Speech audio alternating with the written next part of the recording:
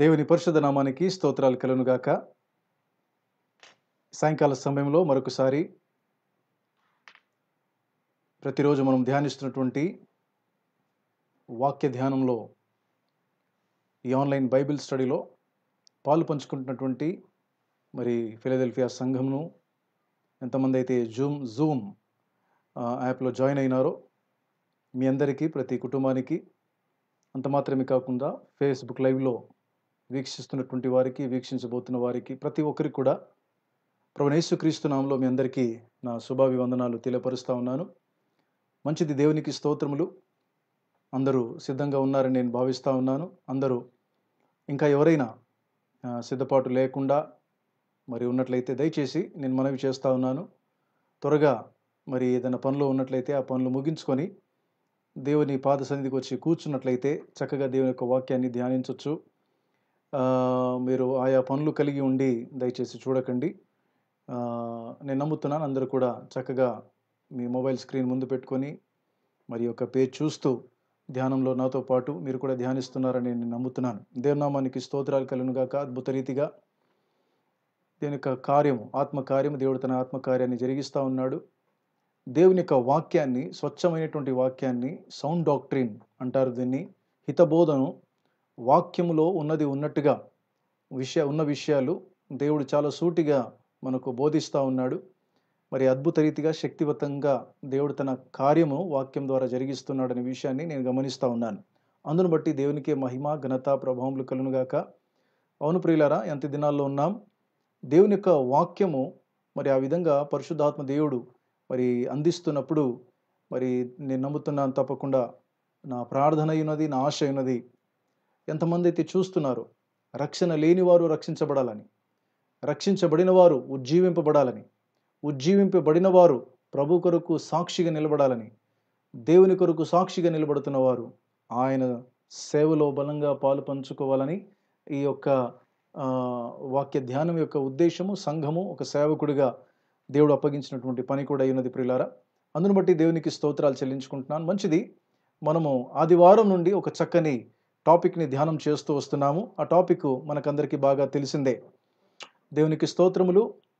పచ్చి మ్రాను వర్సెస్ ఎండిన మ్రాను, green wood or green tree versus dry tree. Tree అనడం కంటే యాక్చువల్గా వుడ్ అనడం కరెక్ట్ అనిపిస్తూ ఉంది. కొన్ని వర్షన్లో వుడ్ అని రాయబడింది. సరే, మెట్టుకు మనం ధ్యానిస్తున్నటువంటి అంశం ఏంటనంటే మ్రాను అంటే మొద్దు లేక చెక్క కూడా అని చెప్పుకోవచ్చు. ఇందులో పచ్చి, ఆ తర్వాత ఎండిన మ్రాలు ఏ విధంగా ఉంటాయో మనకందరికీ బాగా తెలుసు. యేసుక్రీస్తు ప్రభు ఆ సామెతను ఉపయోగించినాడు. ఈ యొక్క వాక్య ధ్యానం యొక్క అంశము, దానికి రెఫరెన్స్ కూడా ప్రతిరోజు మనం చూస్తున్న రీతిగా లూకా సువార్త 23వ అధ్యాయము 31వ వచనము, ఆ తర్వాత 1వ వచనాన్ని మనం ధ్యానం చేస్తున్నాం. ఆ భాగమంతా కూడా మనం ప్రతి దినం దాన్ని చదువుతున్నాం. సరే, ఈ సమయంలో కేవలము 31వ వచనం, 23వ అధ్యాయం లూకాసు వార్త 31వ వచనము మనం చదువుకొని మన ధ్యానంను ముందు కొనసాగిద్దాం. జూమ్‌లో ఉన్న సంఘం కూడా దయచేసి చదవగలిగిన వారు చదవండి. వారు పచ్చి మ్రానుకే ఇలాగు చేసిన ఎడల ఎండిన దానికి ఏమి చేయుదురు అని చెప్పెను. దేవునికి స్తోత్రం. చిన్న మాట ప్రార్థన చేసుకొని విందామా? ప్రియమైన దేవా, పరలోకపు తండ్రి, నీ ఘననామమునకు స్తోత్రాలు. నీ ప్రియ బిడ్డలమైనటువంటి మమ్మల్ందరినీ జ్ఞాపకం చేసుకొని మీరు అనుగ్రహించినటువంటి శ్రేష్టమైన ఈ మంచి సమయాన్ని బట్టి నిన్ను స్తుతిస్తున్నాం. ఎంతో మంది మాకంటే మంచివారు, ఘనులు, గొప్పవారు తండ్రి ప్రభువా ఈ లోకాన్ని విడిచిపెట్టి వెళ్ళిపోయినారు. వారు అంతలో కనబడి అంతలో మాయమైపోయే ఆవిరిలాగా ఈ రోజున మా మధ్యలో లేరు. మమ్మల్ని అయితే జ్ఞాపకం చేసుకున్న దేవా, సజీవుల సంఖ్యలో ఉంచినావు గనుక ఇదిగో సజీవులే కదా నిన్ను స్తుతించి, నిన్ను ఆరాధించి, నేను ఘనపరిచేది. మమ్మల్ని కూడా సజీవుల సంఖ్యలో ఉంచినావు. సజీవుడు అయిన నేను ఆరాధిస్తున్నాం. ఈ సమయంలో తండ్రి ప్రభువా మా ముందు నుంచినటువంటి వాక్యాన్ని బట్టి కూడా నీకు వందనాలు, స్తోత్రాలు. ఇదిగో తండ్రి, లూకాసు వార్త 23వ అధ్యాయము 31వ వచనాన్ని మేము చదువుకున్నాము. దేవా, అలనాడు భయంకరమైనటువంటి శ్రమను మోస్తూ నిందలు అవమానాలకి గురి అవుతూ భారభరితమైనటువంటి దేవా తండ్రి ప్రభా యొక్క శిలువను మోస్తూ నాయన తండ్రి ఏడుస్తున్నటువంటి వారి వైపు చూచి మరి దేవా తండ్రి ఇదిగో తండ్రి నువ్వు మాట్లాడినటువంటి నీ మాటను బట్టి నీకు స్తోత్రాలు. వారు పచ్చి మ్రానుకే ఇలాగూ చేస్తే ఎండిన దానికి ఎలాగూ చేస్తారు అనే ఆ మాటలో ఉన్నటువంటి గంభీరమైనటువంటి వాస్తవాన్ని, గంభీరమైనటువంటి సత్యాన్ని, లోతైనటువంటి ఆత్మీయ అర్థాలను ప్రభువా అద్భుత రీతిగా మీరు మా ముందుంచి ధ్యానంలోనికి నడిపించిన విధానం బహు గొప్పది. గడిచినటువంటి 2 రోజులుగా సహాయపడ్డావు పరిశుద్ధాత్మ దేవ. ఈ సమయంలో కూడా సహాయపడండి. దినదాసుడిని సెలవుచాటును మరుగుపరచండి. కేవలం యేసుక్రీస్తు ప్రభు యొక్క నామము ఘనపరచబడాలి. వాక్యం ద్వారా యేసయ్య మాత్రమే ప్రత్యక్షపరచబడాలి. దేవా నీకు స్తోత్రాలు. పరిశుద్ధాత్మ దేవ నీ యొక్క స్వాధీనంలో ఉంచుకొని ఆత్మాభిషేకము, ఆత్మ జ్ఞానము, నడిపింపు, సహాయము, అదేవిధంగా తండ్రి ప్రభువా పూర్తిగా నన్ను నీ యొక్క వృత్తాంతంలో నీ యొక్క ఆలోచనతో నింపి నడిపించి నోటిని బుర్రగా వాడుకొని ఈ ధ్యానము మాకు దేవ అందరికీ ఆశీర్వాదకరంగా జరిగించుమని, నీ మహిమ కొరకు ఈ అంత్య దినాల్లో ప్రభువా నీ రాకడ కొరకు సిద్ధపరచుమని వేలాది వందనాలు కృతజ్ఞతాస్తుతులతో యేసు సజీవమైన నామమున ప్రార్థించి స్తుతించడి వేడుకుంటున్నాను పరమ తండ్రి. Amen, amen, amen. దేవునికి స్తోత్రం కలుగును గాక. నేను మరొకసారి జ్ఞాపకం చేస్తున్నాను. మరి అద్భుత రీతిగా దేవుడు తన వాక్య ధ్యానంలో తన సేవకుడికి నాకు సహాయపడుతున్నాడని చెప్పుకోవడానికి ఏమాత్రం సందేహం లేదు ప్రియులారా. నేను ఒక విషయాన్ని జ్ఞాపకం చేస్తున్నాను.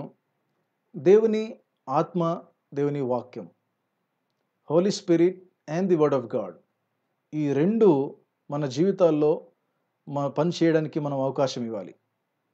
చక్కని మాట పరిశుద్ధాత్మ దేవుడు జ్ఞాపకం చేస్తున్నాడు.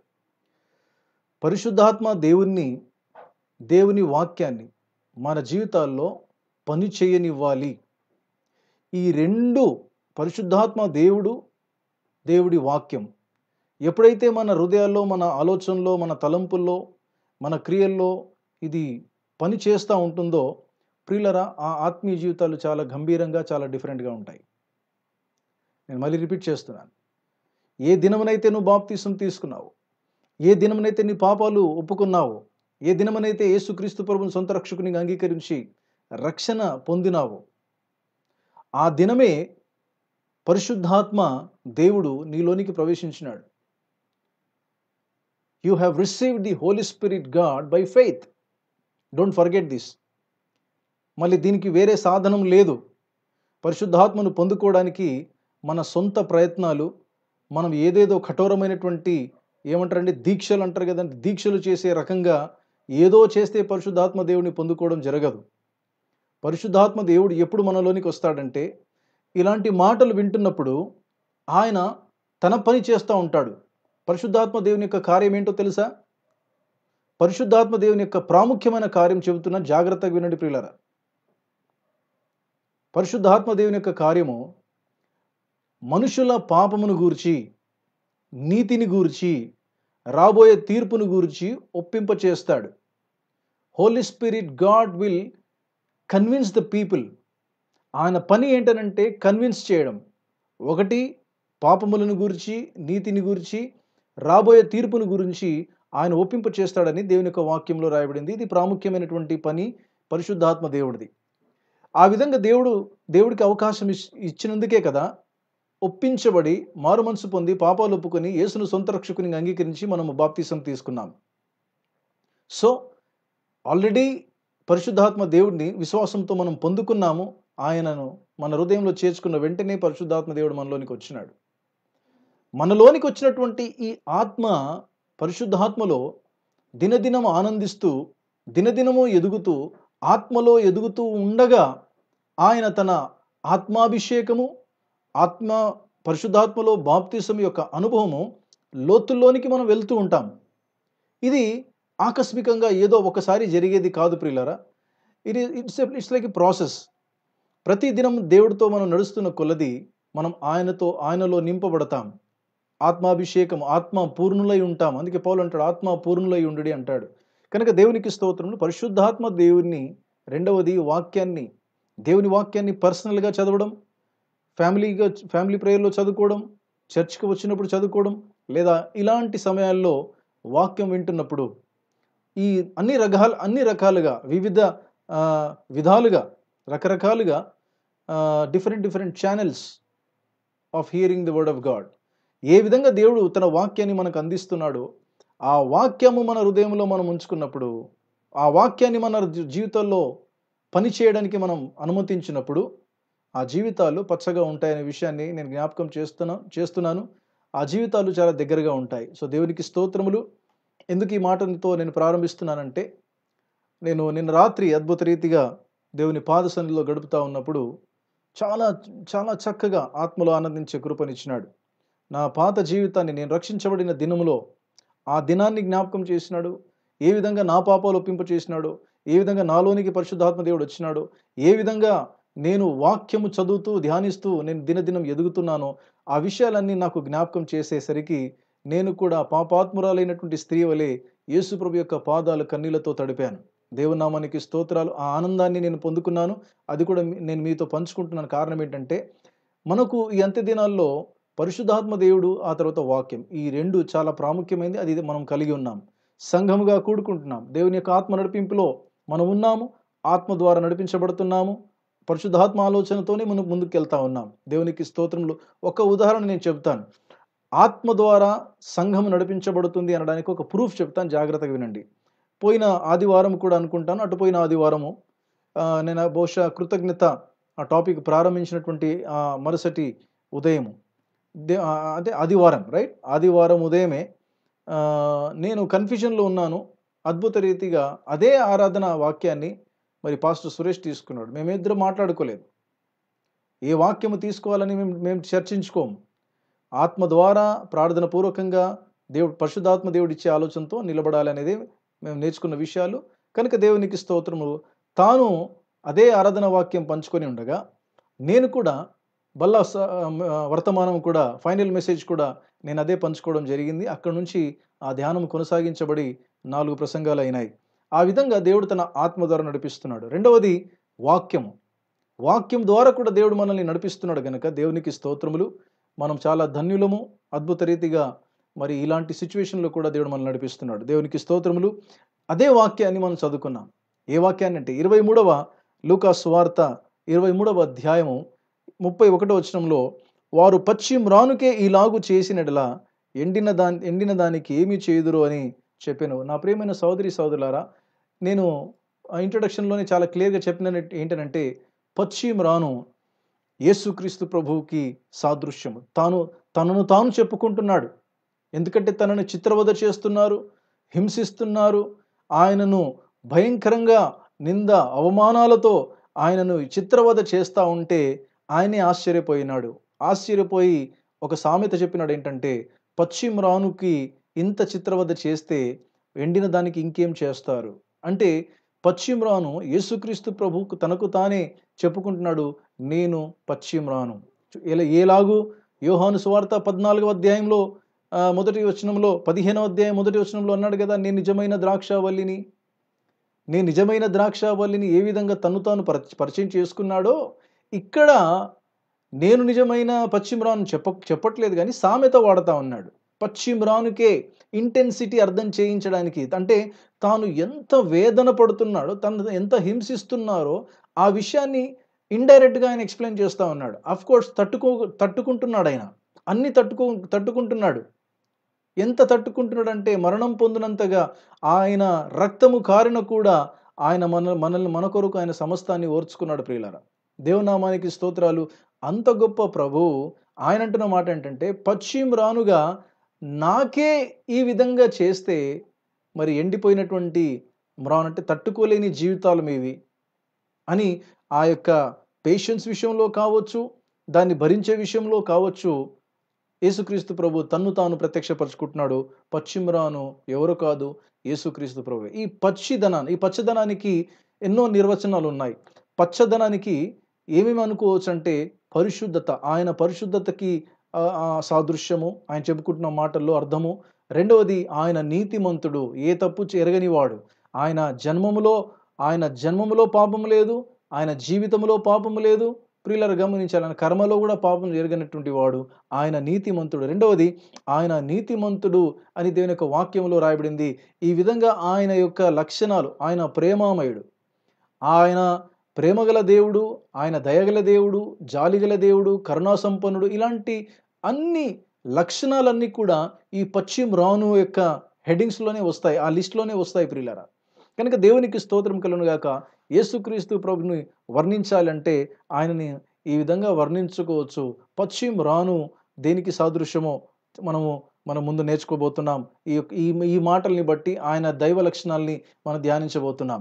ఎందుకు నాకు యాక్చువల్గా ఈరోజు ధ్యానంలో ఒక తలంపు వచ్చింది నాకు, అది కూడా నేను మీతో పంచుకుంటాను. ఫ్రెష్గా ఉన్నటువంటి ధ్యానంలో ఈ తలంపు వచ్చింది నాకు. నిన్న మొన్నటి వరకు నాకు రాలేదు. ఏ ఆలోచన అంటే, చూడండి, నేను ఆలోచన చేశాను, ఎందుకు పశ్చిమరాను వర్సెస్ ఎండినమ్రానుని యేసుక్రీస్తు ప్రభు ఆ సామెత వాడాల్సి వచ్చింది, ఎందుకు వాడాడు?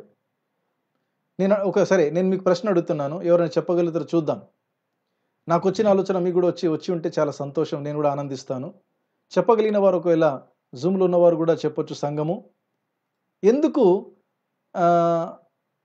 ఆ మాట వాడినాడు దేవుడు? Can anybody? పశ్చిమరాను, ఆ తర్వాత ఎండిన మ్రాను అనే ఆ తలంపు ఎందుకు వచ్చింది ఆయనకి? ఎలా రాగలిగింది ఆయనలోనికి ఆ తలంపు? ఉందా ఆలోచన? ఉంటే టకమని చెప్పండి, లేకపోతే నేను చెప్పేసి ముందుకి తీసుకెళ్తాను. యా,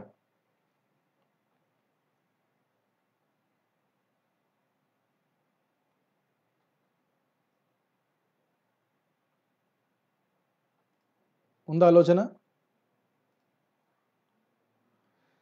ఎందుకు ఆ పశ్చిమరాను ఎండినమ్రాను అని ఆయనకు అది చెప్పాలనిపించింది? ఆ థాట్ ఎలా వచ్చింది ఆయన లోపలికి? నా వాయిస్ వినబడుతుందా? మీరందరూ మౌనంగా ఉన్నారు. Yes are no? ఓకే అన్న, వినబడుతుంది. రైట్. ఎందుకు వచ్చిందంటే జాగ్రత్తగా వినండి. యేసుక్రీస్తు ప్రభు ఆయన తండ్రి, తనను పెంచినటువంటి తండ్రి, కన్న తండ్రి కాదు. యేసుక్రీస్తు ప్రభుని ఎవరు కనలేదు, కన్న తండ్రి లేడు ఆయనకి. పరిశుద్ధాత్మ వలన తన తల్లి అయినటువంటి మరియా గర్భవతి కుమారుని కనింది. కనుక తను పెంచినటువంటి తండ్రి యోసేపు ఉన్నాడు. ఆ యోసేపు యొక్క వృత్తి ఏంటో తెలుసా మీకు? ఇప్పుడన్నా చెప్పండి. హింట్ ఇచ్చాను కదా. యోసేపు యొక్క యేసయ్యను పెంచినటువంటి తండ్రి యోసేపు యొక్క వృత్తి ఏంటి?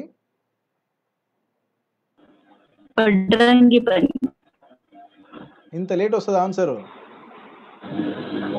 సంగమా వచ్చిందా? జవాబు దొరికిందా?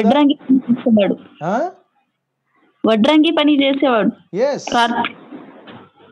వడ్రంగి పని చేసేవాడు, carpenter. He was a carpenter. యేసుక్రీస్తు ప్రభు కూడా ఆయన ఎదుగుతున్న కొలది, తన తండ్రి దగ్గర ఆయన పెరుగుతున్న కొలది, ఆయన కూడా వడ్రంగి పనిలో పాలు పంచుకున్నాడు. సో వడ్రంగి పని ఏంటండి? కార్పెంటర్ పని ఏంటి? దేంతో ఉంటుంది? దేంతో చేస్తారు? ఐరన్తో చేస్తారా? కర్ర అన్న. అంతే. వుడ్, చెక్కలు, కర్రలు, చెక్కలు, వుడ్. దానితో వాళ్ళు ఏమేమి తయారు చేస్తారు? ఫర్నిచర్స్ తయారు చేస్తారు, టేబుల్స్ తయారు చేస్తారు, చైర్స్ తయారు చేస్తారు, సోఫాలు తయారు చేస్తారు కదండి, మంచాలు తయారు చేస్తారు. రకరకాల కావలసిన వస్తువులు ఆ కార్పెంటర్ దగ్గర అవి తయారవుతాయి, ఫర్నిచర్ కూడా తయారవుతాయి. కనుక యేసుక్రీస్తు ప్రభువుకి అక్కడ నన్ను అడిగితే చేస్తూ ఉండగా కూడా ఆయన ఎక్స్పీరియన్స్ అయినాడు. అఫ్కోర్స్ ఆయనకి అన్నీ తెలుసు, సృష్టికర్త. అలా కాదు, నేను ప్రాక్టికల్గా మాట్లాడుతున్నాను. అంటే యేసుక్రీస్తు ప్రభు వడ్రంగి పని కూడా ఆయన చేసినాడు, కార్పెంటరింగ్ చేసినాడు ఆయన.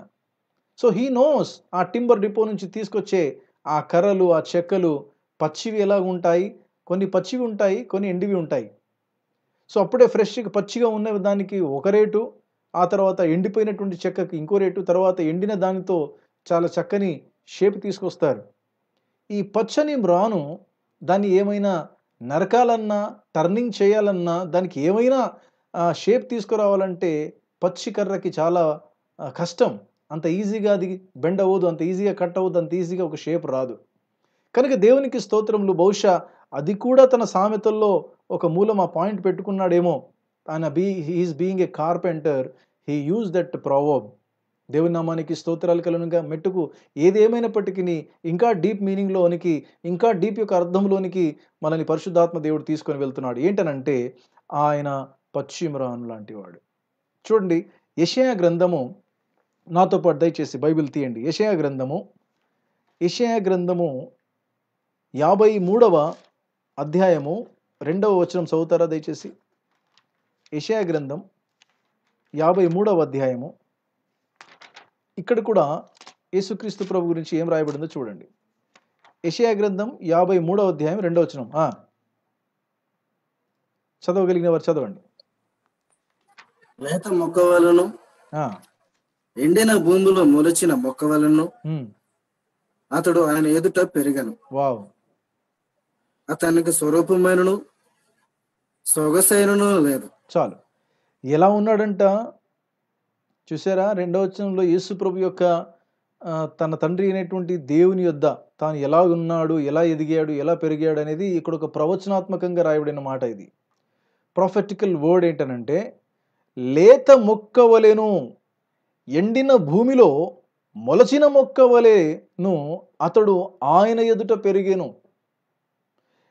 ఆయన చాలా చక్కగా రాయబడింది. లేత మొక్క వలెను, లేత మొక్క, పచ్చి మ్రాను అని అంటే ఇంకా డీప్గా ఇక్కడ మనకి ఏమర్థం అవుతుందంటే, పచ్చి మ్రాను అంటే ఏదో ఒక మొద్దు ఉంది, అది పచ్చిగా ఉన్నాడు అనడం మీనింగ్ కాదు. అక్కడ మొక్క, లేత మొక్క అంటే అలా ముట్టుకుంటే అలా అలా తుంచేయచ్చు అనమాట. చేతితో అలా తుంచేయచ్చు, మొక్కల్ని చేతులతోనే ఇలా తుంచేయచ్చు. అంత లేత మొక్క వలె ఆయన తన తండ్రి అయినటువంటి దేవుని ఎదుట పెరిగినాడు. అలాంటి ఒక మాట చెప్పాలంటే దాని ఏమంటారండి, పిల్లలు పుట్టే విషయంలో లేక పుడితే ఏనండి ఎంత లాడు చేస్తారో, ఎంత దాని గారాభం చేస్తారో పిల్లలు. ఒక కుమారుడు పుట్టినాడంటే కదండి, ఆ కుమారుడి కోసం ఏమైనా చేస్తారు తల్లిదండ్రులు. అంత గారాభంగా చూసుకుంటారు, అంత మంచిగా పెంచుతారు. ఎందుకంటే ఒక్కగానొక కుమారుడు పుట్టినాడని చెప్పేసో, లేకపోతే అబ్రహాము ఇస్సాకును కన్నప్పుడు కూడా అదే ప్రేమ కనపరిచినాడు. వృద్ధాప్యంలో కన్నాడు. లేక వృద్ధాప్యంలో దేవుడు తనకు కుమారుని ఇస్తే ఎంతగా ప్రేమించడం ప్రారంభించాడో మనకు 22వ అధ్యాయం దగ్గర వచ్చేసరికి మనకు అర్థమవుతుంది. దేవుడే ఆయనకి టెస్ట్ పెట్టాల్సి వచ్చింది, ఇంతకీ కుమారుణ్ణి ప్రేమిస్తున్నాడా, నన్ను ప్రేమిస్తున్నాడని. కనుక ఒక తండ్రి తన కుమారుణ్ణి ఎలా ప్రేమిస్తాడో, ఇక్కడ తండ్రి అయినటువంటి దేవుడు కూడా యేసుక్రీస్తు ప్రభువుని ఎలా చూస్తున్నాడంటే ఒక లేత మొక్కలాగా చూస్తున్నాడండి. See the sight of God, see the perception of God towards Jesus Christ. యేసుక్రీస్తు ప్రభువును చూసే విధానం చూడండి. తండ్రి అయినటువంటి దేవుడు ఎలా చూస్తూ ఉన్నాడు, ఎలా చూస్తున్నాడండి? ఎండిన మ్రానులాగా చూడట్లేదు. లేత మొక్క అంటే యేసు ప్రభు లూకా సువార్త 23:31 చెప్పిన దానికంటే ఇంకా సున్నితమైపోయింది ఇక్కడ అంశం. అక్కడేమో పచ్చి మ్రాను అన్నాడు. వా, ఎంత అసలు లింక్ చూడండి ఎలా ఉంది. కార్పెంటర్గా ఆయన తన వృత్తి, తన తండ్రి వృత్తిలో పాలు పంచుకున్నాడు. ఆ పని కార్పెంటర్ పని చేసినాడు ఆయన.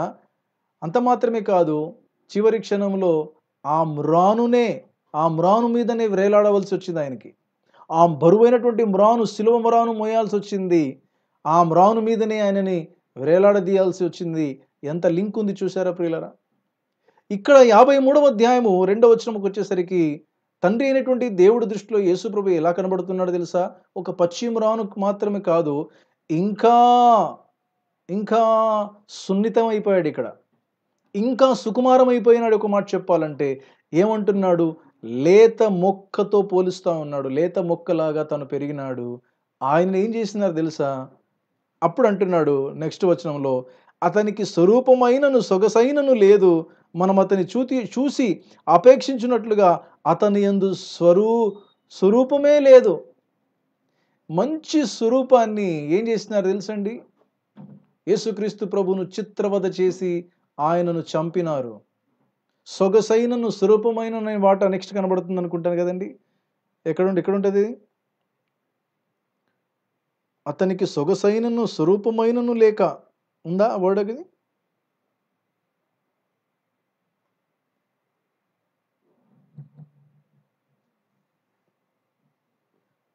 ఆ 2వ వచనంలోనే 3వ లైను, అతనికి స్వరూపమైన సొగసైనను లేదు. రైట్, 2వ వచనంలోనే ఉంది.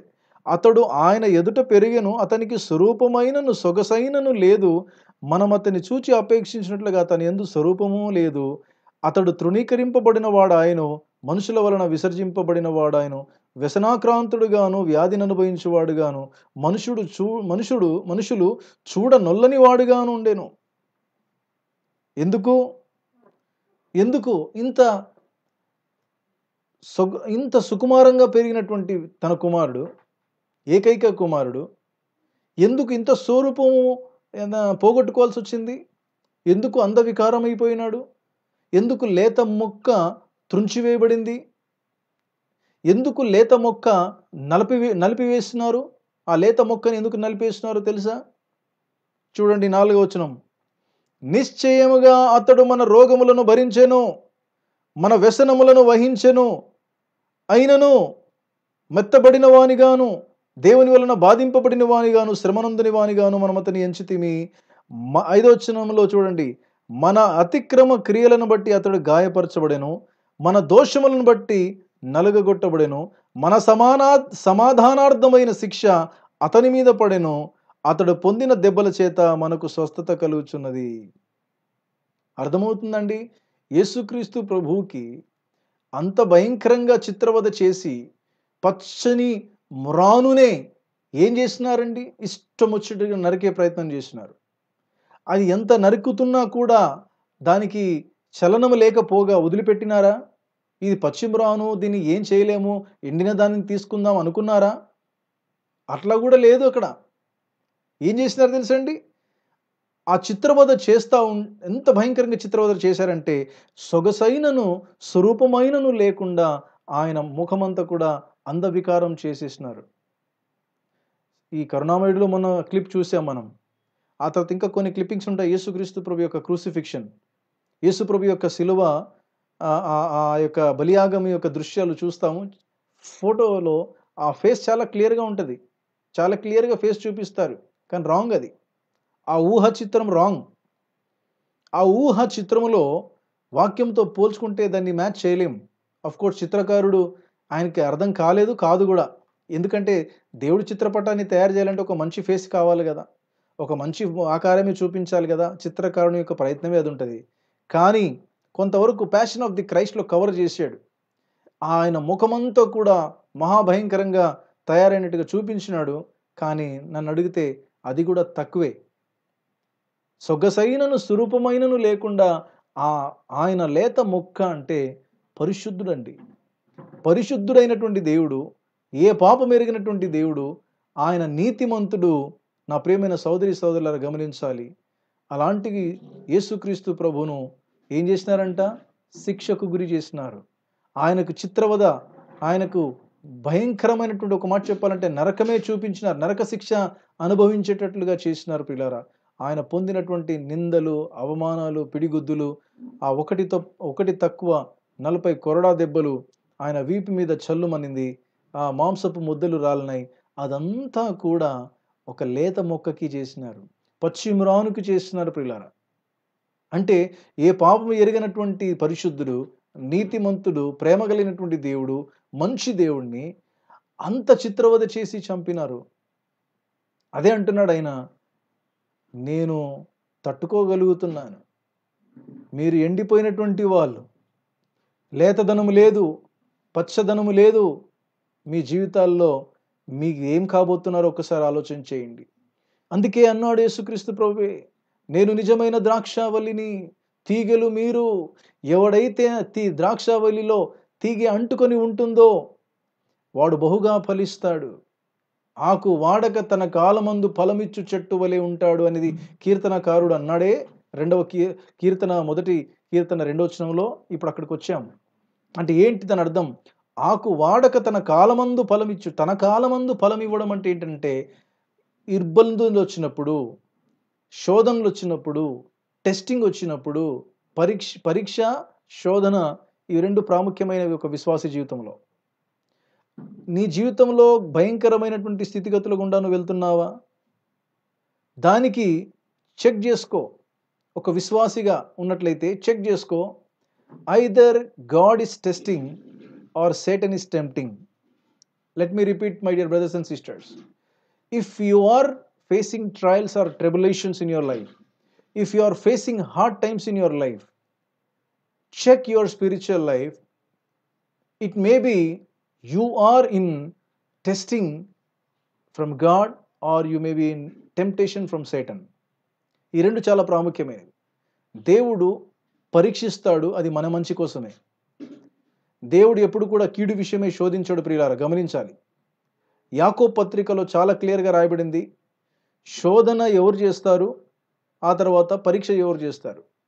దేవుడు కొన్నిసార్లు మన విశ్వాసాన్ని పరీక్షిస్తాడు. అబ్రహాము విశ్వాసాన్ని పరీక్షించాడు 22వ అధ్యాయం ఆదికాండంలో. ఏమని? నీకు ఒక్కగానైనా ఒక కుమారుడు, నీవు ప్రేమించు ఇస్సాకును నాకు బలి ఇమ్మంటాడంటే, ఇతడు ప్రేమించే తన కుమారుడిని నాకు ఇస్తాడా లేదా? అంతేగాని ఆయన నరబలి కోరే వ్యక్తి కాదు.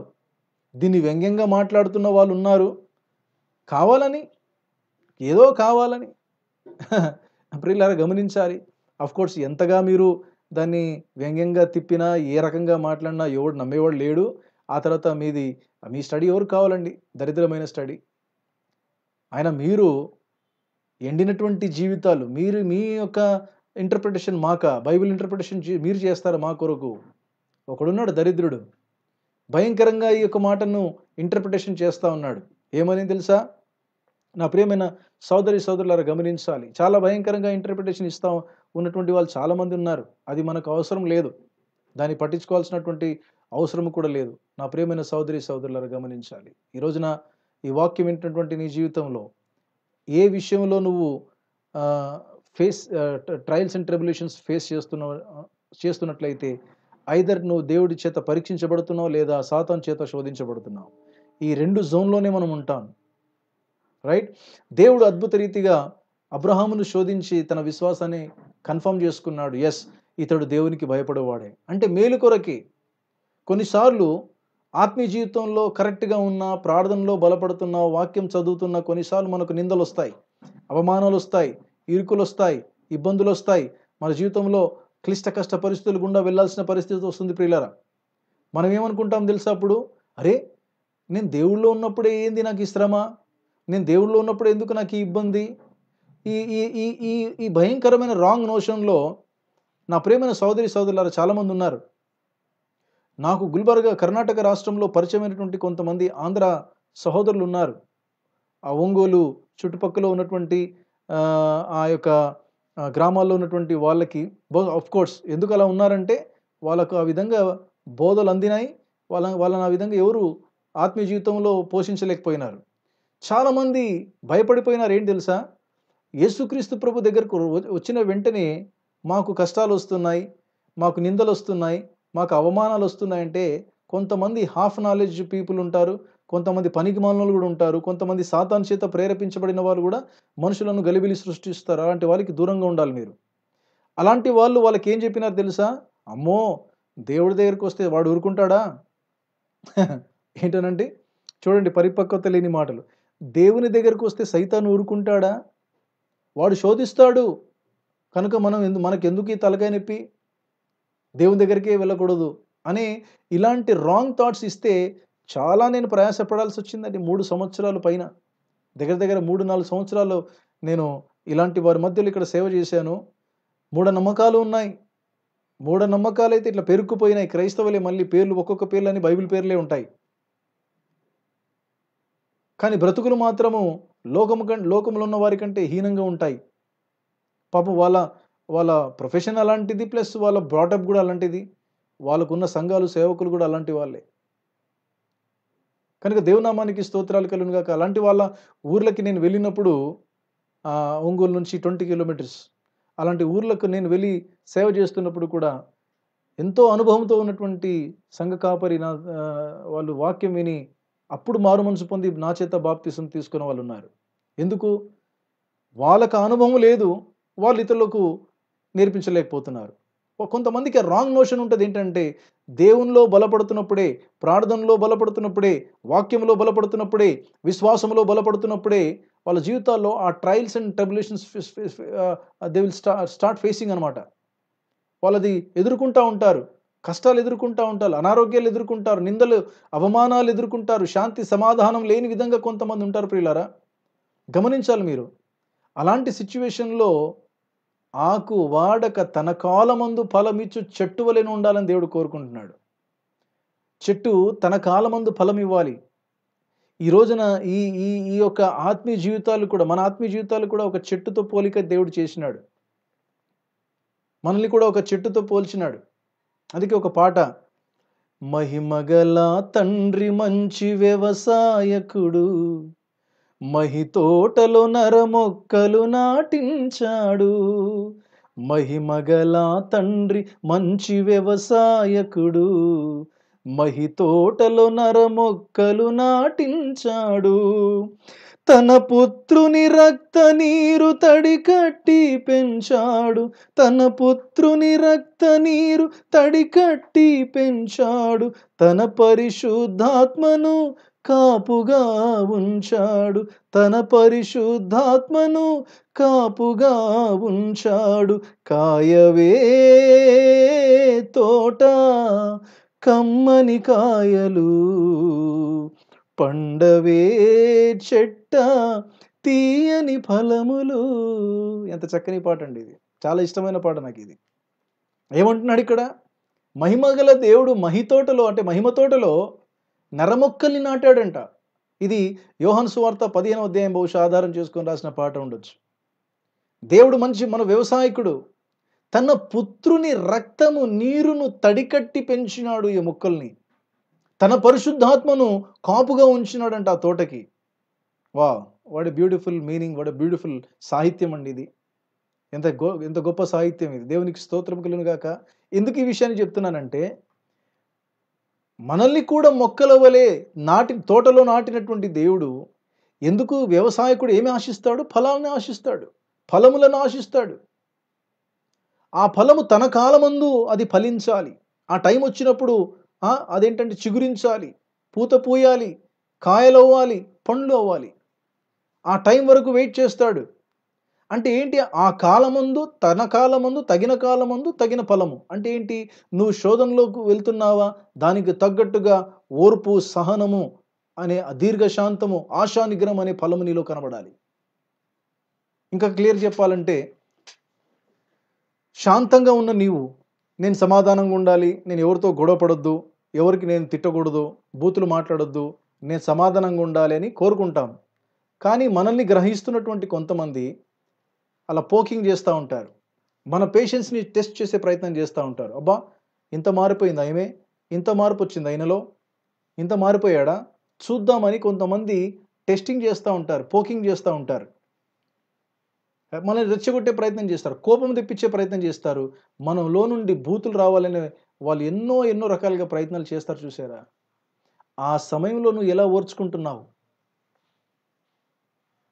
నిందల్లో, అవమానాల్లో, ఇరుకుల్లో, ఇబ్బందుల్లో, ఆయాసములో, భయభీతి, నిరాశలలో, ఏ పరిస్థితుల్లో, ఆ తర్వాత శోధనలో కూడా, పాపం విషయంలో శోధించబడుతున్నటువంటి నీవు ఈరోజు నా ప్రియమైన సోదరి సోదరులారా, చాలా జాగ్రత్తగా ఉండాలి, చాలా జాగ్రత్తగా ఉండాలి. దేవుని నుంచి పరీక్షించబడే ఆ ఆత్మీయ జీవితాలు చాలా తక్కువగా ఉన్నాయి. సాతాను నుంచి శోధించబడే జీవితాలు ఎక్కువ ఉన్నాయి. నేను మళ్ళీ రిపీట్ చేస్తున్నాను, జాగ్రత్తగా వినండి. దేవుడు అబ్రహామును పరీక్షించినట్లుగా దేవుని నుండి పరీక్షించబడే విశ్వాసులు తక్కువగా ఉన్నారు. సాతాను నుండి శోధించబడే విశ్వాసులు ఎక్కువ మంది ఉన్నారు. ఆ శోధనలో చాలామంది నిలవకుండా పడిపోయినటువంటి స్థితిలో, పడబోతున్నటువంటి స్థితిలో చాలామంది ఉన్నారు. కారణం ఏంటి తెలుసా? కారణం ఏంటి తెలుసా? ఈ రోజుల్లో ఉన్నటువంటి టెక్నాలజీ అలాంటిది, మన చుట్టూ ఉన్నటువంటి విషయాలు అలాంటివి. నా ప్రియమైన సోదరి సోదరులారా, సైతానుడు విజృంభిస్తున్నాడు. నేను పోయిన ఆదివారం కూడా మసీమంతన్ బైటెక్ వరల్డ్ గ్రూప్ అనే ఆ ఫేస్బుక్ లైవ్లో దేవుడు నాకు అవకాశం ఇచ్చినాడు. భారతదేశంలోను ఆ తర్వాత ఆయా దేశాల నుండి దీన్ని చూస్తారు లైవ్లో. అక్కడ కూడా నేను ఇచ్చినటువంటి వాక్యం అదేంటనంటే, ప్రకటన గ్రంథం 12వ అధ్యాయం 12వ వచనం ప్రకారంగా అక్కడ రాయబడిన మాట ఏంటనంటే, అపవాదికి సమయము కొంచెమే అని తెలుసుకొని వాడు బహుక్రోధము గలవాడై మీ యొద్దకు దిగి వచ్చి ఉన్నాడు. అపవాదికి సమయము కొంచెమే అని తెలుసుకొని వాడు బహుక్రోధము గలవాడై మీ యొద్దకు దిగి వచ్చినాడు. ఎందుకు వస్తాడు సైతానుడు? దొంగ ఎందుకు వస్తాడు? దొంగతనం చేయడానికి వస్తాడు. దుష్టుడు ఎందుకు వస్తాడు? నాశనం చేయడానికి వస్తాడు. ప్రియులారా, మనల్ని నాశనము పట్టించి భ్రష్టత్వంలోనికి దిగజార్చి దేవుడి నుంచి దూరం చేసి లోకానికి దగ్గర చేసి వాడి ప్రయత్నం ఏంటంటే నాశనం చేయాలి, డిస్ట్రక్షన్ చేయాలి. He want to destruct his people's faith. నా ప్రియమైన సోదరి సోదరులారా, అయితే ఇలాంటి శోధన సమయం అంటే నన్ను అడిగితే చుట్టూ శోధనలోనే ఉన్నాం. ఈ శోధనలోనే పుడుతున్నాము, శోధనలోనే పెరుగుతున్నామని ఈజీగా చెప్పుకోవచ్చు. కారణం ఏంటంటే లోకం పరిస్థితి, ఈ రోజున ఉన్న టెక్నాలజీ అందుబాటులో మనం ఎవరి మధ్యలో ఉంటున్నామో, నివసిస్తున్నామో అది చాలా భయంకరమైనటువంటి విషయం. ప్రియులారా, ఎంతో జాగ్రత్తగా ఆత్మీయ జీవితాలను కాపాడుకోవాల్సినటువంటి పరిస్థితి ఉంది. పాలకులు అపవాది చేతుల్లో పావుల్లాగా ఉన్నారు. వాళ్ళకు వస్తున్నటువంటి ఒక్కొక్క ఆలోచన చాలా భయంకరమైంది. దాని కొరకు కోట్లు కోట్లు కోట్లు కోట్ల రూపాయలు వెచ్చిస్తూ ఉన్నారు. పిల్లారా, ఆకలితో చచ్చిపోతున్న వాడికి ఏమీ లేదు. అక్కడ యువతకి ఉపాధి కలిగించే విషయంలో ఏది లేదు. అడ్డమైన వాటి కొరకు, పనికి మాలిన దాని కొరకు కోట్లు కోట్లు వెచ్చించి ఎంత భయంకరమైన స్థితిలో ఉంది ఈ రోజున మన దేశం అండి. అందుకే ఎవరు అంటా ఉన్నారు కదండి, డేటా చాలా ఈజీగా అవైలబుల్ ఉంది. మనకు డేటా చాలా ఈజీగా అవైలబుల్ ఉంది, కానీ తినడానికి ఆట లేదు. ఆట అంటే పిండి. డాటా హై లెక్కిన్ ఆటని ఖానేకెళ్ళి. అర్థమవుతుందండి? చాలా ఈజీగా అందుబాటులో వచ్చేసింది ఇంటర్నెట్. దాంతో ఏం బతకడానికా, చావడానికా? ఎన్ని కాస్ట్లీ మిగతా తినే వస్తువులు అయితే అది ఆకాశాన్ని అంటుతా ఉన్నాయి. గమనిస్తున్నారా మీరు? పాలకుల్ని ఎలా తప్పుదోవ పట్టించి ఇది అభివృద్ధి పేరుతో ఎక్కడెక్కడికి వెళ్తా ఉంది మన భారతదేశం. జీడిపి లెవెల్ కంప్లీట్ అస్తవ్యస్తం అయిపోయింది. ఆర్థిక వ్యవస్థ అంతా కూడా కూలిపోయినటువంటి ఈ స్థితిలో కూడా దేశ పరిస్థితి, ఎక్కడ దేశం ఇన్వెస్ట్ చేస్తూ ఉంది? నా ప్రియమైన సోదరి సోదరులారా, గమనించాలి. ఇంత భయంకరమైనటువంటి ఈ అంత్య దినాలలో ఇలాంటి శోధన సరౌండింగ్స్లో మనం బ్రతుకుతున్నటువంటి మన జీవితాల్లో ఇంకా ఎంత జాగ్రత్తగా ఉండాలి. అలాంటి టైంలో ఆకు వాడక తన కాలమందు ఫలమిచ్చి చెట్టు వలె ఉన్నామా? మీకు డౌట్ రావచ్చు, అనా దీన్ని ఎలా మనం అంటే ఆకు వాడక తన కాలమందు ఫలమిచ్చి చెట్టు వలె ఉండాలంటే ఎలాగుండాలి అంటే, మీరు గలతీ పత్రిక 5వ అధ్యాయం 22వ వచనం చదువుకోండి. అక్కడ ఆత్మఫలం మీకు కనబడుతుంది. నా ప్రియమైన సోదరి సోదరులారా, గమనించాలి. ఒకసారి తీస్తారా? సమ్ పాయింట్ వచ్చింది కాబట్టి తీసి చదవండి. గలతీ పత్రిక 5వ అధ్యాయము. చదవగలిగిన వారు, జూమ్లో ఉన్నటువంటి వారు కూడా దయచేసి చదవండి. గలతీ పత్రిక 5వ అధ్యాయము. గలతీ పత్రిక 5వ అధ్యాయము 22వ వచనం చదవండి. అయితే ఆత్మ ఫలమేమనగా ప్రేమ, సంతోషము, సమాధానము, దీర్ఘశాంతము, దయాలత్వము, మంచితనము, విశ్వాసము, సాత్వికము, ఆశా నిగ్రహము. చాలు. ఇవన్నీ ఉన్నాయి చూసారా? లెక్క పెడితే ఎన్ని ఉన్నాయి చూడండి. లెక్క పెట్టండి. 7 అన్న కాదు, మళ్ళీ లెక్క పెట్టు. ప్రేమ నుంచి 9 అన్న. Very good. 9 9 ఉన్నాయి, అంతేనా? ఈ 9టిని కలిపి ఒకే ఫలం అన్నారు. ఫలములు కాదు, ఫ్రూట్స్ కాదు, ఫ్రూట్ ఒకటే ఫలం. ఇది ఆత్మ ఫలం. అంటే దేవుడు మనకిచ్చినటువంటి ఆత్మ ఫలము ఈ ప్రేమ కనుపరిచే టైంలో ఈ మంచి ఫలము రావాలంటే మనలో నుండి ప్రేమ బయటికి రావాలా, ప్రేమ పుట్టుకు రావాలా. We must love one another. నిన్ను వలె నీ పొరుగు వారిని ప్రేమించాలన్నాడు యేసయ్య.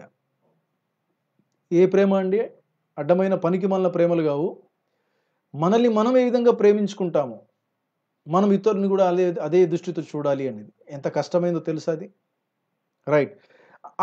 ఆ సమయం వచ్చినప్పుడు ఆ విధంగా ప్రేమించగలిగే ఆత్మ ఫలం బయటికి రావాలి. నువ్వు ఒక చెట్టు అయితే, దేవుని యొక్క తోటలో నువ్వు నాటబడినటువంటి ఒక మొక్కవైతే, అది ఎదిగి ఫలించి చెట్టు అయిన తర్వాత ఏ ఫలం ఇవ్వాలి? ప్రేమించే టైం వచ్చినప్పుడు నిన్ను నీవు ఏ విధంగా ప్రేమించుకుంటావో, ఇతరులను పొరుగువారిని ప్రేమించే ఆ సమయం వచ్చినప్పుడు ఆ ప్రేమ బయటికి రావాలి. ఎందుకంటే ఆ ఫలం కనబడాలి. రెండవ ఫలము సంతోషము, సమాధానము, దీర్ఘశాంతం, దయాళుత్వము, మంచితనము, విశ్వాసము, సాత్వికము, ఆశా నిగ్రహం అన్ని కలిపితే 9 ఉన్నాయి. ఈ 9 ఆత్మ ఫలము మనలో కనబడాలి అనేది దేవుడు కోరుకుంటున్నటువంటి విషయాలు ప్రియులారా. కనుక దేవునికి స్తోత్రములు. మెట్టుకు ఏంటంటే మన ధ్యానంలో దేవుడు ఇక్కడ ఆయన యేసుక్రీస్తు ప్రభు తన తండ్రి ఎదుట ఇలా పెరిగినాడంట. యెషయా గ్రంథం వచ్చేసేయండి. ఇప్పుడు యెషయా గ్రంథంకి వచ్చేద్దాము. యెషయా గ్రంథము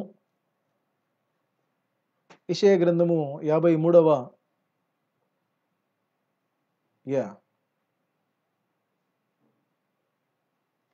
యెషయా గ్రంథము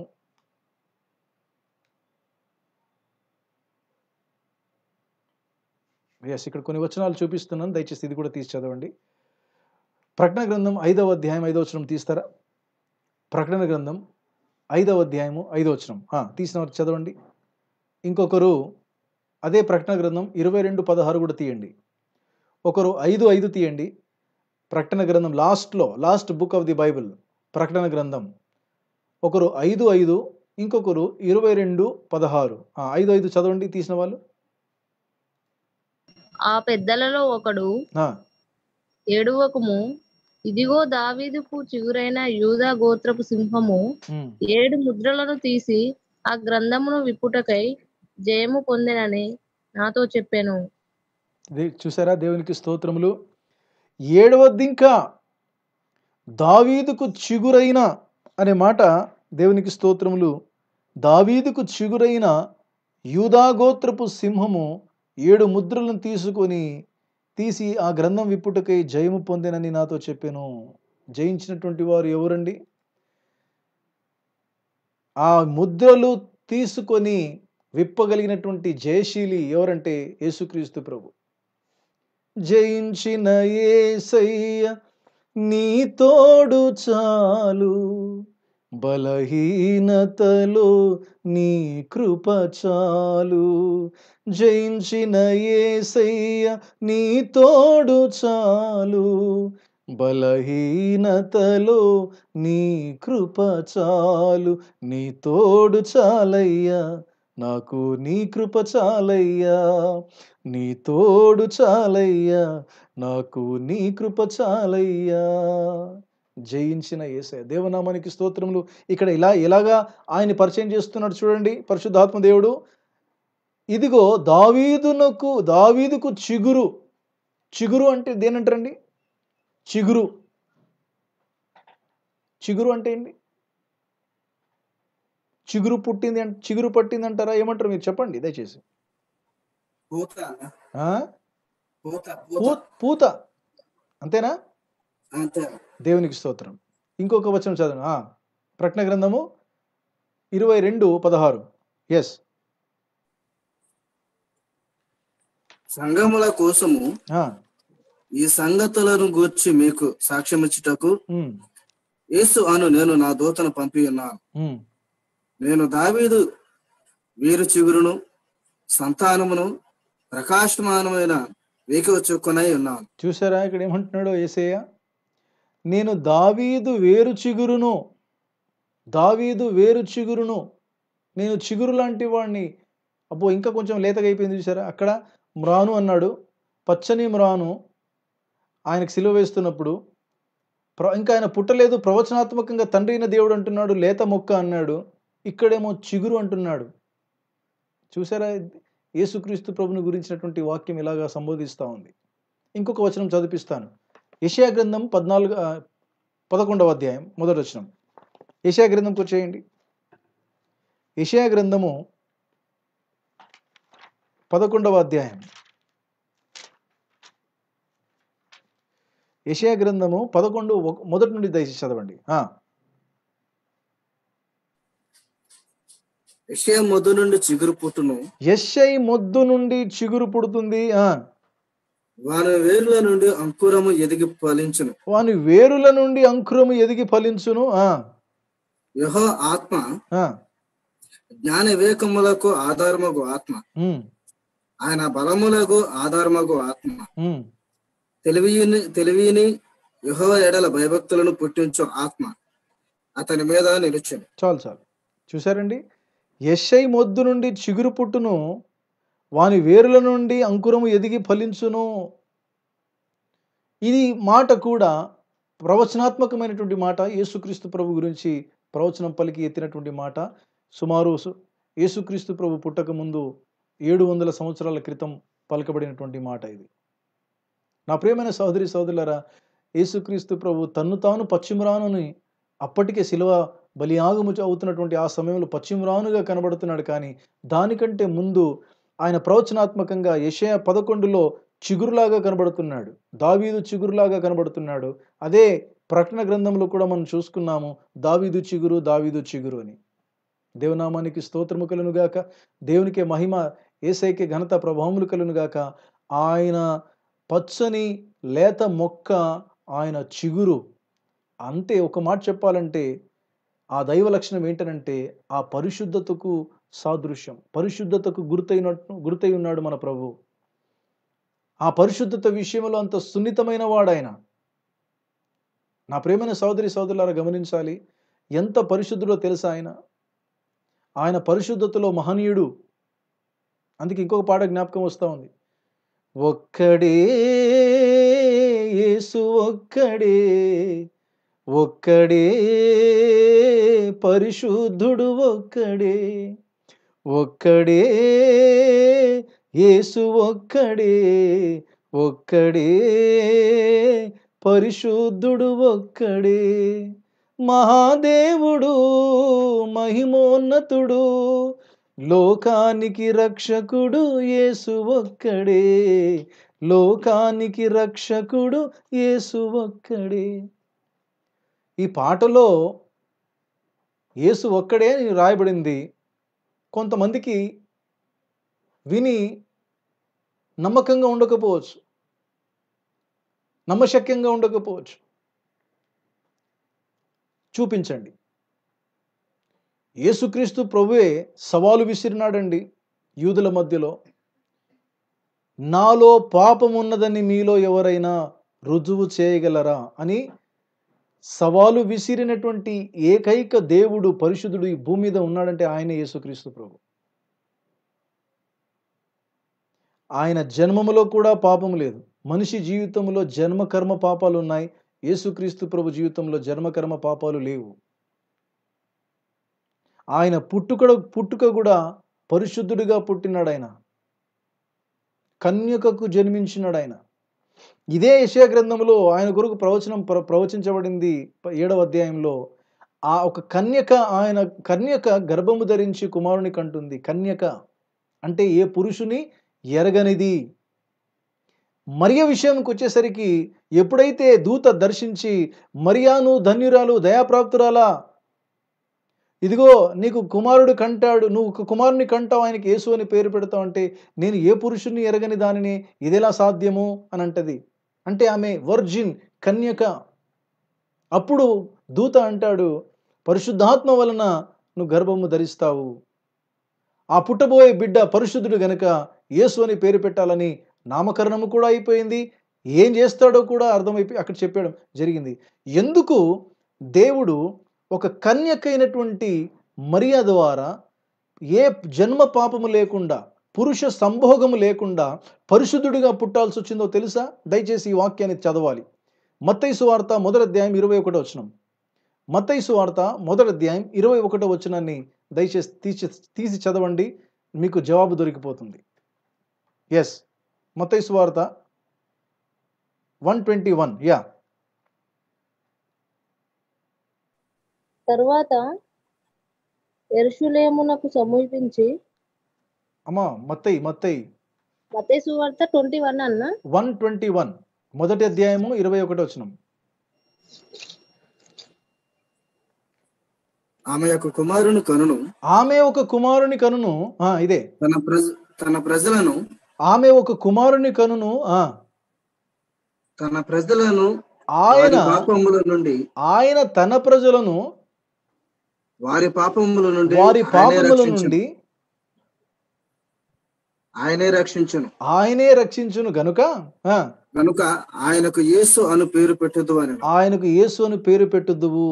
యేసు ప్రభు పుట్టక ముందే గబ్రియేలు దూత ద్వారా మరియమ్మ తల్లికి ప్రత్యక్షమై చెప్పినటువంటి మాట ఏంటంటే, నేను పురుషుని ఎరగని దానని అంటున్నావు కదా, పరిశుద్ధాత్మ శక్తి ద్వారా నువ్వు గర్భాన్ని ధరిస్తావు, పుట్టబోయే బిడ్డ పరిశుద్ధుడు. ఎందుకు పుడుతున్నాడో తెలుసా? ఎందుకు ఇదంతా తెలుసా? ఒకటే ఒక ఉద్దేశం ఏంటనంటే, ఆయన తన ప్రజలను వారి పాపాల నుండి విడిపించడానికి, ఆయన తన ప్రజలను వారి పాపాల నుంచి విడిపించడానికి పరిశుద్ధుడిగా ఈ లోకానికి వస్తున్నాడు. లోకంలో ఉన్న వాళ్ళందరూ కూడా పాపులే. బైబిల్ గ్రంథం సెలవిస్తూ ఉంది 3వ అధ్యాయము రోమపత్రికలో, నీతిమంతుడు లేడు, ఒక్కడు కూడా లేడు. ఈ లోకంలో జన్మ కర్మ పాపములతో అందరూ సతమతమవుతూ, పాపంలో పుట్టి పాపంలో పెరుగుతూ పాపము జీవిస్తూ నరకానికి వెళ్తున్నటువంటి ఈ మనిషిని తన ప్రజలను పాపం నుండి విడిపించడానికి వచ్చినటువంటి మెస్సాయ ఆయనే యేసుక్రీస్తు ప్రభు. నా ప్రియమైన సోదరి సోదరులారా గమనించాలి, ఎందుకు ఈ యొక్క పరిశుద్ధుడిగా ఉన్నటువంటి దేవుడు ఈ లోకానికి రావాల్సి వచ్చింది. నా ప్రియమైనటువంటి సహోదరి సోదరులారా గమనించాలి. దయచేసి ఈ వాక్యాన్ని విని నేను నమ్ముతున్నాను మీరు ఆనందిస్తున్నారు. విశ్వసించండి, యేసుక్రీస్తు ప్రభు ఆయన పరిశుద్ధుడు. ఆయన సవాలు విసిరినటువంటి దేవుడు. నాలో పాపం ఉన్నదని మీలో ఎవరైనా నిరూపించగలరా? ఒక్కడు ముందుకు రాలేదు. ఫర్ యువర్ కైండ్ ఇన్ఫర్మేషన్, ఒక్కడు కూడా ముందుకు రాలేదు. ఆయనలో తప్పు నిరూపించడానికి ఒక్కడు కూడా ముందుకు రాలేకపోయినాడు. ఏ తప్పు కూడా ఆయనలో రుజువు కాలేదండి ప్రియులారా. అందుకే నేను చెప్పాను కదా పోయిన వారం కూడా, పిలాతు కూడా తన చేతులు కడుక్కుంటాడు యేసు ప్రభువుని తీర్పు తీర్చే విషయంలో. మీరు నీతిమంతుని సిలువ వేస్తున్నారు గనుక ఈ నీతిమంతుని యొక్క రక్తము నా మీద, నా పిల్లల మీద, నా కుటుంబం మీద రావద్దని ఆయన చేతులు కడుక్కుని, మీకు ఇష్టం వచ్చినట్టు మీరు ఏమైనా చేసుకోండి తను మాత్రము ఆ పాపం తనకు అంటకుండా తీర్పిస్తాడు. నా ప్రియమైన సోదరి సోదరులారా, అంత గొప్ప పరిశుద్ధమైనటువంటి దేవుడు యేసుక్రీస్తు ప్రభు. కనుక దేవునామానికి స్తోత్రాలు. దేవుని చిత్తమైతే ఇంకా లోతైనటువంటి ఆ ధ్యానంలోనికి దేవుని చిత్తమైతే రేపు కూడా మనం ధ్యానించబోతున్నాం. దేవుడు మనకు ఆ సమయాన్ని అనుగ్రహిస్తే. ఇక్కడితో నేను ఆపుతున్నాను. ఏంటనంటే, ఈ పశ్చిమ రాను యేసు ప్రభు యొక్క పరిశుద్ధతకు సాదృశ్యమైంది. ఆయన పరిశుద్ధుడు, ఆయనలో ఏ పాపం లేదు. నీ కొరకు నా కొరకు మన పాపాల నుండి విడిపించడానికి ఆయన పరిశుద్ధుడిగా ఈ లోకానికి వచ్చినాడు. ఎంత పరిశుద్ధత కలిగి ఉన్నాడంటే, చిగురు, లేత మొక్క, పశ్చిమ రాను, ఈ 3 విషయాలు ఈరోజు నేను నేర్చుకున్నాను. ఏం విషయాలు నేర్చుకున్నామండి? ప్రవచనాత్మకంగా పలకబడినటువంటి మాట యెషయా గ్రంథము 11వ అధ్యాయంలో చిగురు అన్నాడు. ఆ తర్వాత 53వ అధ్యాయము 2వ వచనంకి వచ్చేసరికి ఆయన లేత మొక్క అయినాడు.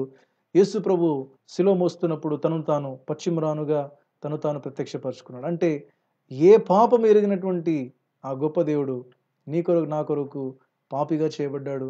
ఆ శిక్ష అంతా కూడా అనుభవించినాడు. దేవనామానికి స్తోత్రాలు. ఏ పాపం ఎరగని చక్కని ఒక పాట ఉంది, సిఎస్ఐ పాట అది. ఏ పాపమెరుగని ఓ పావనమూర్తి, పాప విమోచకుండా నా పాలి దైవమా, నా పాపముల కొరకు ఈ పాటలు నొందినావా. గొప్ప గొప్ప పండితులు తెలుసుకున్నారు యేసుప్రభువును. తెలుసా మీకు? ఆంధ్ర క్రైస్తవ కీర్తనలు రాసిందంతా కూడా ఎవరనుకుంటున్నారు? చౌదరీలు. ఆ తర్వాత గొప్ప గొప్ప కవులు, పండితులు రాసినటువంటి పాటలు ఉన్నాయి అందులో. ఏ పాపం ఎరగని ఓ పావనమూర్తి, నువ్వు నా కొరకు పాపిగా చేయబడి ఇన్ని పాటలు అనుభవించినావా? దేవనామానికి స్తోత్రములు. కటకటా పాప సంకటము బాపుటకింత పలు బాధలొందినావా, ఎటువంటిది ప్రేమ, ఎటువంటిది శాంతమెటులవ నింతు స్వామి.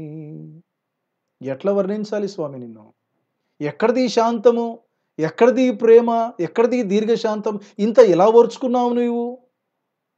ఆయన ఓర్పు సహనం గురించి ఆశ్చర్యపడిన పండితులు పాటలు రాశారండి. ఈ రోజున ఆ పాటలు పాడుతూ ఉంటే కంట్లో నీళ్లు అలా ఒలికిపోతాయి అంతే, ధ్యానపూర్వకంగా పాడితే.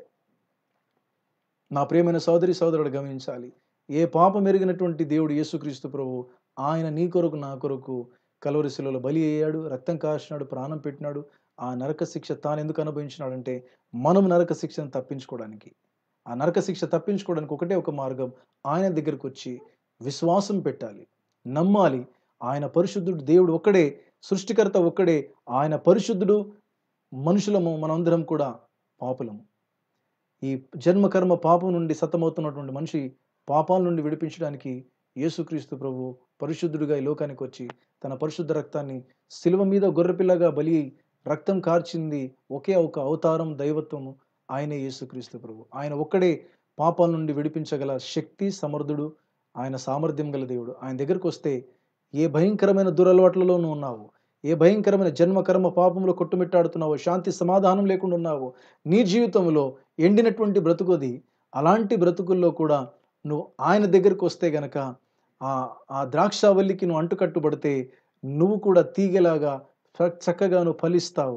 ఫలించే తీగగా నిన్ను కూడా దేవుడు ఉంచాలని ఆశపడుతున్నాడు. దేవునికి స్తోత్రములు. ఇంకా ఎవరైనా ఈ జూమ్ యాప్లో సంఘములో ఉన్న వారైనా సరే, ఈ ఫేస్బుక్ లైవ్లో వీక్షిస్తున్న వారైనా సరే, మీ పాపాలు ఒప్పుకొని మారు మనసు పొందక యేసునందు విశ్వాసం ఉంచక ఇంకా ఉన్నారా? గమనించాలి, మీరు పాపంలోనే ఉన్నారు, చనిపోతే నరకానికి వెళ్తారు. అది దేవుడికి ఇష్టం లేదు, సేవకుడిగా నాకు ఇష్టం లేదు. కనుకనే ఈ విషయాన్ని ప్రేమతో నేను 2 చేతులు జోడించి మనవి చేసి నేను మీ ముందుకు ఈ వాక్యాన్ని తీసుకొని వస్తున్నాను. యేసును నమ్మండి, మారు మనసు పొందండి, పాపాలు ఒప్పుకోండి, ఆయనలో బాప్తీసం తీసుకొని ఒక నూతన జీవితాన్ని ప్రారంభించండి. ఎండిపోయిన జీవితాలు, పాత రోత జీవితం అంతా కూడా తీసేసి ఆయన చిగురింప చేస్తాడు. ఇట్టి కృపా భాగ్యము దేవుడు మనకందరికి అనుగ్రహించును గాక. ఆమేన్.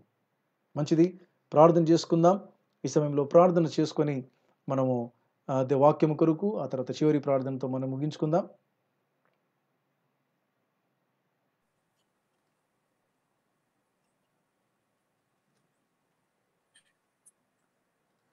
పాస్టర్ మధు మనల్ని ప్రార్థనలో నడిపిస్తాడు. ప్రార్థన చేసుకుందాం. మరి సమయంలో ఎవరైనా ప్రత్యేకమైన ప్రార్థన మనవులు చెప్పండి, వారి కొరకు, వాక్యం కొరకు, మరి మన భారతదేశం కొరకు, కరోనా వైరస్ కొరకు, ప్రపంచ దేశాల కొరకు, రక్షణ లేని వారి కొరకు మనం ప్రార్థన చేద్దాం. ఉన్నట్లయితే చెప్పినట్లయితే వారి కొరకు మనం ప్రార్థన చేద్దాం.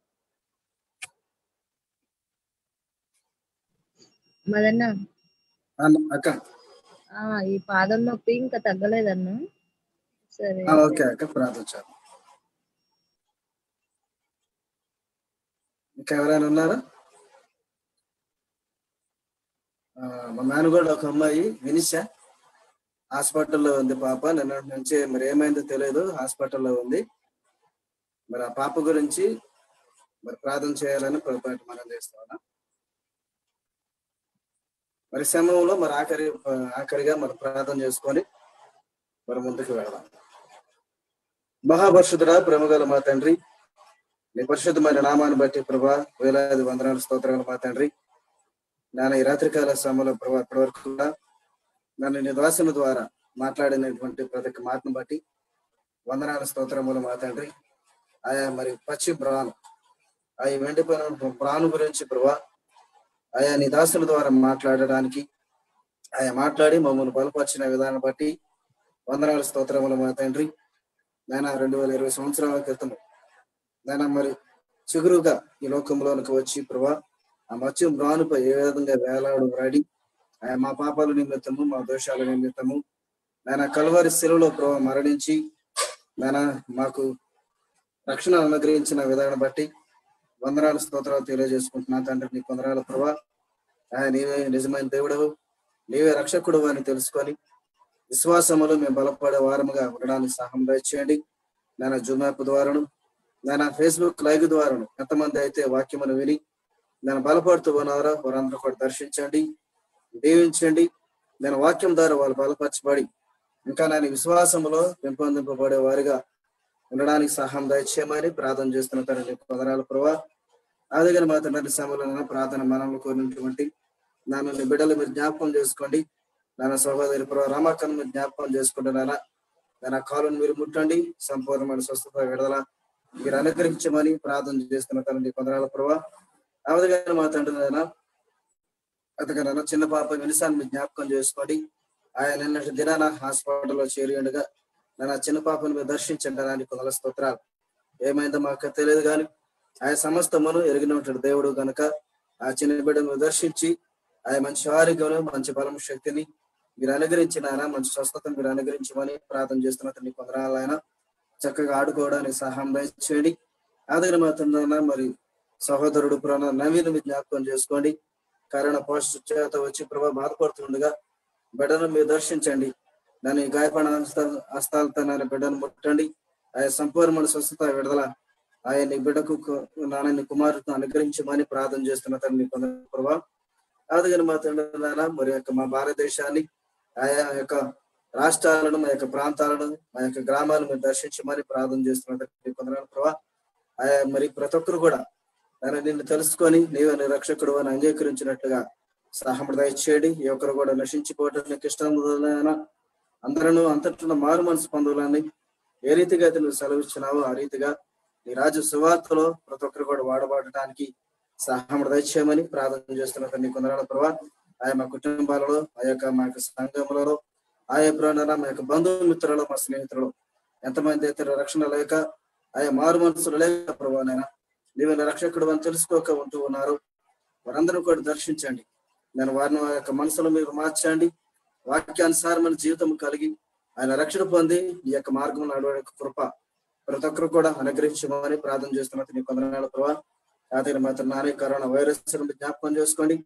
నేను ప్రపంచ దేశాలను ఆయన మా భారతదేశాన్ని ప్రభావ భయగ్రాంతుల గురించి చేస్తున్నటువంటి కరోనా వైరస్ నుంచి రక్షణ విడుదల మీరు దయచేయమని ప్రార్థన చేస్తున్న తండ్రి కొందనాల ప్రభావ.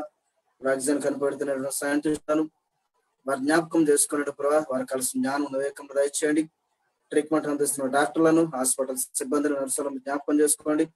వారు కూడా కలుస్తున్నటువంటి జ్ఞానం వివేకమును వారికి అనుగ్రహించమని ప్రార్థన చేస్తున్న తండ్రి కొందనాల ప్రభావ. మా తండ్రి నాన్న ఇదిగా నాన్న మరి కరోనా వైరస్ ద్వారా మరి ఉంటున్నటువంటి అస్వస్థ గురైన బిడ్డలు కూడా జ్ఞాపకం చేసుకోండి. ఆయన నీవే డాక్టర్ గా, ఆయన నీవే పరమ వైద్యుడు కనుక ప్రభావ వారిని దర్శించి నీ రక్త పరీక్షను అనుగ్రహించి సంపూర్ణ స్వస్థత విడుదల ఆయన బిడ్డలకు అనుగ్రహించమని ప్రార్థన చేస్తున్న తండ్రి కొందనాల ప్రభావ. ఆయా ఈ రాత్రికాల సమయంలో మా తండ్రి ఆ జూమ్ యాప్ లో, ఫేస్బుక్ లైవ్ లో ఎంతమంది అయితే నీ వాక్యమును విని వారు విశ్వాసములు బలపడుతూ ఉన్నారు, వారందరూ కూడా దర్శించండి, దీవించండి, ఆస్వాదించండి. నేను ఆత్మీయంగా, శారీరకంగా వారందరూ కూడా బలపరిచే ప్రభావ.